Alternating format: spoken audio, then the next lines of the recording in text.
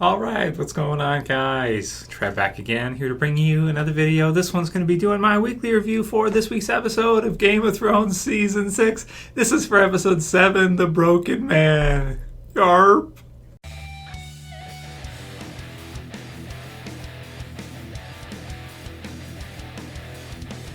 So, spoiler warning, leave now if you haven't seen it. Yes, the Hound returns. Rory McCann is in the credits. We see him in the intro. Awesome, man. I totally geeked out when I saw him there. Kind of the gravedigger theory turns out to be true, so to speak, except right now he's not digging graves. He's just kind of, helping build, something. And, oh, man, that was so cool to see him back, because he is one of my favorite characters in Game of Thrones, I think. I mean, of course, he starts out as a full-on villain and as just super badass and really tough, but fuck the king. As we go through the series, I think I'll eat every fucking chicken in this room. He's got some incredible lines, man. I'd love to see. The Hound, and I also liked, him and Arya and how they developed. And this was a cool one for people that like Arya and like the Hound. They develop a pretty close bond where she actually leaves him alive. And now we find out that, in fact, he has survived. Yes, the theories are true. And we may be setting up for a Cleaganebowl possibly at the end of this season. I'm thinking maybe episode 9 or 10. I'm going to do another video this week on episode 9 and 10 titles, because those have kind of been leaked. And episode 8, which is No One, is one of the leaked ones, and it turned out to be true. So the last two are probably true as well. So we'll do a video talking about that pretty soon this week in a couple days. But, man, just a setup for Cleaganebowl and him picking up the axe at the end. It's like symbolic of him, picking up the sword again, get ready to go back at it. He's not totally done with fighting. The world is too screwed for him to just kind of sit there and die or just do his thing. He's got to do what he does. A dog, that's what a dog does, right? He's got to go after people. So it's fun. So we've seen the promo as well, too. I'll talk about it more in the predictions video, but he's got the axe, and it looks like he's going after the Brotherhood Without Banners. At least a couple guys there, a few guys there that were responsible for what happened, with killing all of his friends there, who really weren't trying to do anything. They weren't causing any trouble. They're just minding their own business, doing their own thing, not fighters or anything of the sort, and definitely did not deserve to be annihilated and hung. But, that's the kind of world that he knows. That's what he said to Arya, and, it's what it is. And it's kind of like he used to be that kind of man as well, too. So as he changed, you can see that the leader guy there was wearing, the mark of the 7 or whatever, the symbol, right, with a 7-pointed star. So be really cool, man. It looks like the theory is correct. I'm guessing, again, we'll focus more on the predictions, but it looks like he'll probably wipe out those guys who were responsible. Maybe a small camp, a portion of the Brotherhood Without Banners, maybe a few guys or so. And then I'm thinking he's going to head to King's Landing possibly to join the Faith. So that'll be super cool, man, to see that. But again, that's for future episodes. So aside from the Hound having some awesome stuff, Arya also had probably her most exciting scene since in seasons, for sure. As she gets ganked by the waif, I say it, I don't know. And she's like, stabbing her in the gut and turns it and shit. I was like, oh my God. That was pretty surprising, because you see the old lady come up, and next thing you know, she's just on her. And you can see when she's walking through after, she's looking at all, because she's super paranoid, because you can't tell who it is until it's too late, until they're ganking you and on top of you. So that was one of the most exciting sequences we've seen from Arya in a super long time, man. So I love that this episode focused kind of on those two. I had some big things happen with those two, because, of course, in previous seasons in that, they were kind of together or whatever. Well, not together, but, they were traveling companions, so to speak.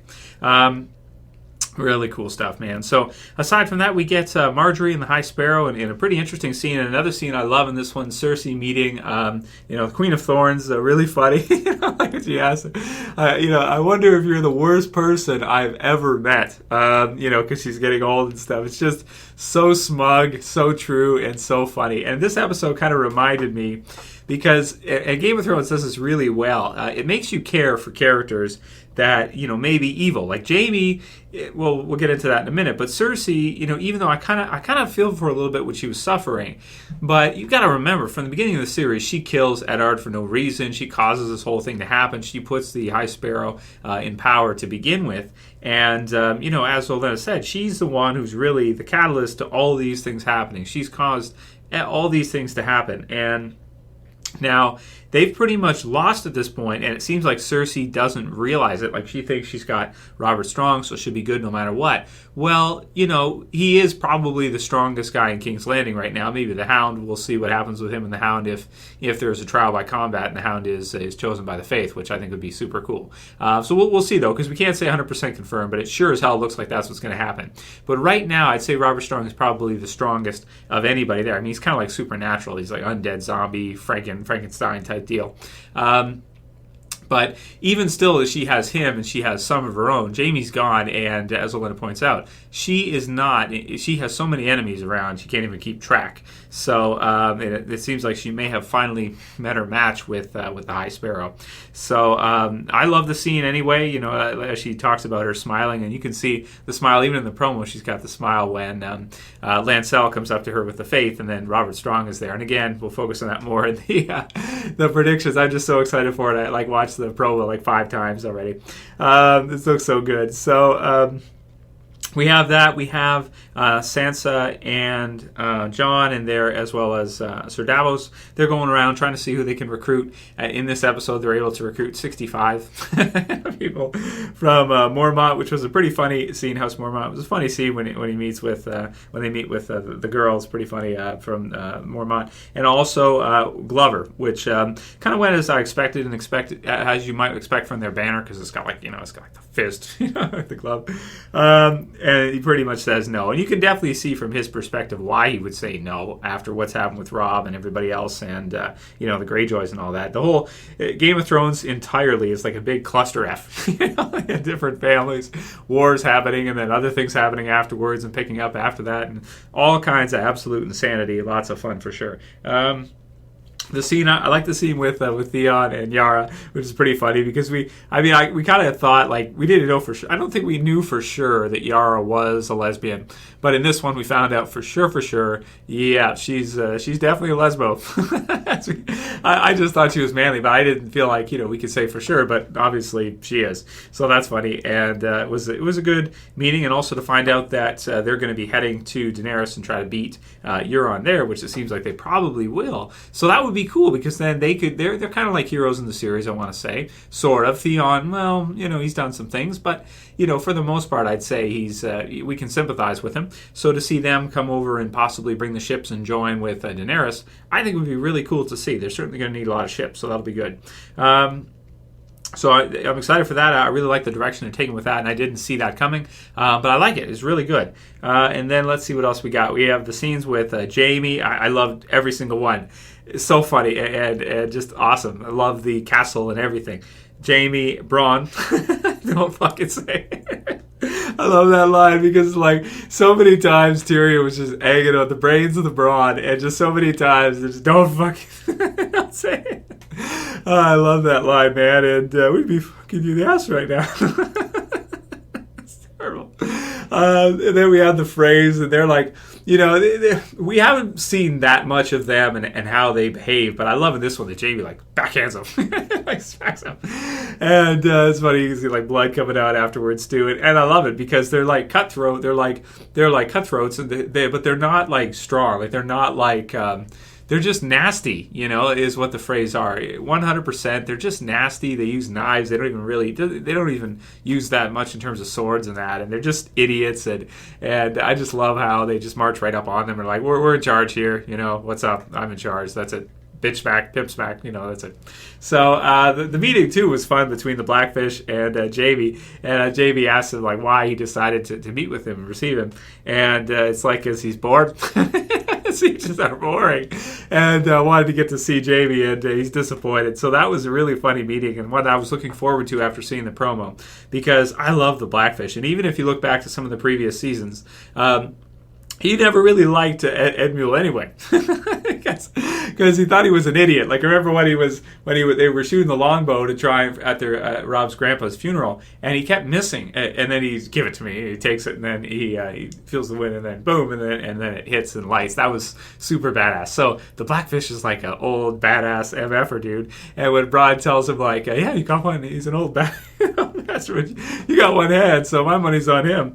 It's pretty funny. You can see from Bronn's perspective, maybe he could beat Jaime. I don't know how that would go, but because Jaime's really gifted and everything. But then again, it's like now he's got one hand, and it doesn't seem like he's had that much time to practice with the new hand. So it's pretty funny, even though the old guy would probably be slow.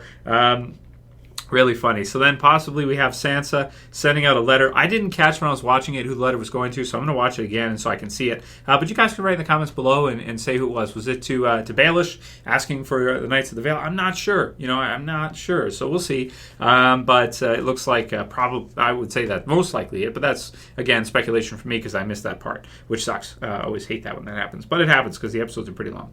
So, yeah, that's pretty much all I got to say for this one, man. The Hound taking up the axe. It was an awesome episode. I'm going to give it an 8.8. There's some slower parts throughout it, like Jon and Sansa, but I felt like they were engaging. I love the dialogue. I love they're asking and trying to see what they can do, and it just seems to be kind of 65. It seems to be kind of like nothing at this point. Oh, also the wildlings. It was a good scene too when you have the giant snow. It was cool. So, love the episode, man. It was great. And, of course, we'll be back probably about half an hour to an hour with a predictions video for you guys. So, for what I think is going to happen next week. This week, we were pretty on point. We did the video talking about the possibility of the Broken Man being the Hound. And it turned out that, yeah, it actually was. So, that was really cool. And definitely happy to see him back in the series because, I think he's going to be eating quite a few chickens. So, it should be fun. So, that's it for this one, guys. If you liked the video, please don't forget to thumb it up. Also, subscribe if you're new. We just passed 200,000 subscribers. So excited. So please sub if you're new and you want to see more Game of Thrones videos from me. The finale should be awesome. 3 more episodes left. And I'm super excited, man. You can also share if you got a Google Plus or Facebook you want to share through with your friends. Always appreciate that. That's it for this video, guys. We'll see you again in about half an hour to an hour for predictions. So this is Trev. I'm saying peace. See you guys. You better subscribe.